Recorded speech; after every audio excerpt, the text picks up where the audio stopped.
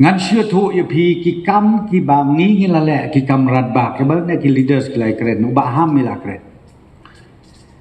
Ngam jula ban klet nadu banganang le kelas hang de silong. Ka kerteng kata ka kuru buru hotel kula keroi pri.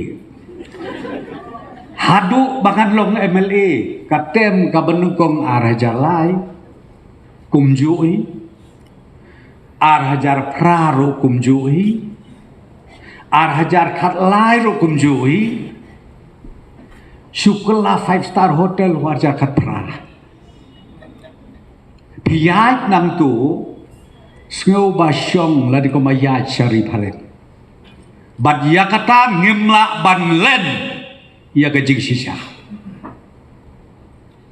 kilok ki bakren ben gam lele yaj na polis bajar pinyo i kumbakalong tamati jong ngimpa ju pos dew ya kata swimming pool hakita 5-star hotel lej antai hamariot hai re hai gajing i thiang gajing i phat madu bale kajat benreu jungi ngakwa bapin keli mentah kajian nanu bakindi ki projek arteli ki badon hangne hadok not jong ka mekhala manu bale kata ka baki kwa banbu jingli nang ta susu ki ki kabba ki bagi lale katai hantai ka bengi ong ka Larity Performing Arts Center ka bahe tam ha ka North Eastern State jungi de katai manu bale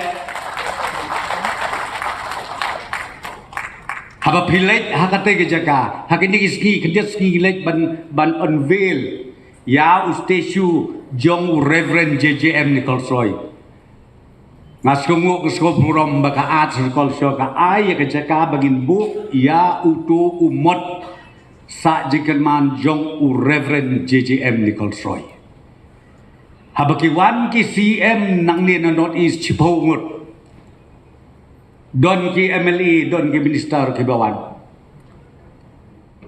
ki ong ang hisngaw mapoy sa kawaypat ka partay.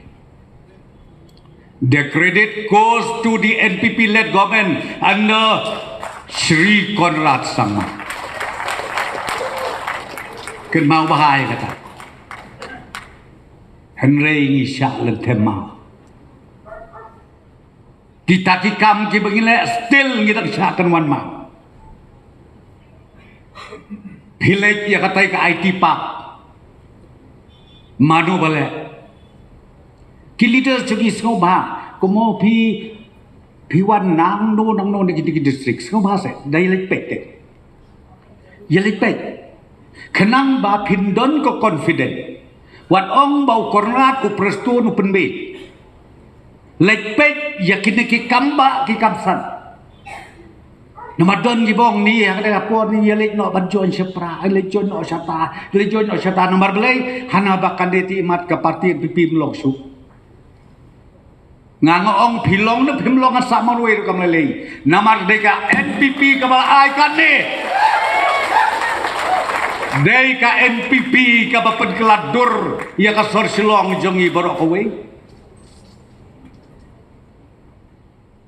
how ni usneb mo banwan ka session ka benengkong ka bangin pelong hangtay hakan new assembly building madu bale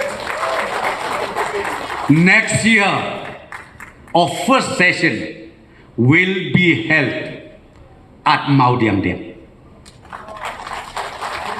Ya kata madu balik. Ngaklem keren ya ka mau. Ya kepisahan ay keren. Ki perlok ki belum profesional balik arta ais ngobale. Pintip lut nadong sidong namala dia thu prestun bidong batok.